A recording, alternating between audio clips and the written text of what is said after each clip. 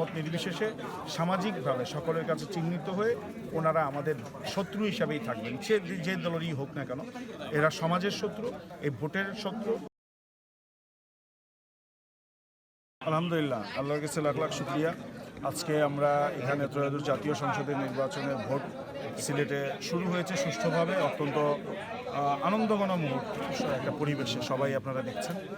আমরা এটা প্রত্যাশা করব শেষ মুহূর্ত পর্যন্ত এইভাবে চলবে এবং আমরা আমাদের যে সৌহার্দ্যের রাজনীতি আছে, আমাদের যে একতার এবং বন্ধন আছে, এই বন্ধনে যাতে কোনো ফাটল না ধরে এবং সবাই মিলে মিশে যাতে নতুন সিলেট আমরা করতে পারি, সেটা আমরা সকলের কাছে প্রত্যাশা রাখবো। এবং আমার সিলেটবাসী এখনও যারা বাসায় বাড়িতে আছেন, আমি আহ্বান করব খুব দ্রুত এসে এই সুন্দর পরিবেশে ভোট প্রদানের জন্য এবং দেশের পক্ষে, ইসলাম এবং দেশ মানবতার পক্ষে তাদের রায় দেওয়ার জন্য খুব দ্রুত আসার জন্য আমি আহ্বান করব সকলকে।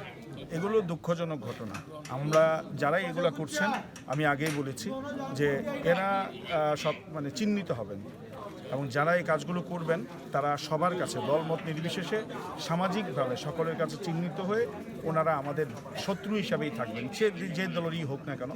এরা সমাজের শত্রু, এই ভোটের শত্রু এবং জাতির এগিয়ে যাওয়ার পথে এরা বাধা। এই বাধাগুলো আমরা ছিন্ন করতে চাই। আমরা এটা ভালোভাবে দেখছি না। আমরা 5 আগস্টের পরের বাংলাদেশ এইভাবে দেখতে চাই না। যারা 5 আগস্টের ক্রেডিট নিতে চান তারাই যদি এইভাবে কাজ করেন, তাহলে আমরা এটা বিশ্বাস করি সামনে হয়তো বা ওনাদের দ্বারা আমাদের জন্য ভালো কিছু আশা করা সম্ভব না।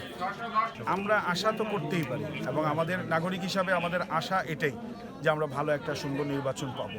তো এখানে বারবারই আমি এই কথা বলছি যে এই সুষ্ঠু নির্বাচনের পথে প্রশাসন যদি বাধা হন, দল যদি বাধা হয়, ব্যক্তি যদি বাধা হয়, যারাই বাধা হবেন তারা সমাজের শত্রু হিসাবে চিহ্নিত হবেন। এটাই হলো একেবারে বাস্তব কথা।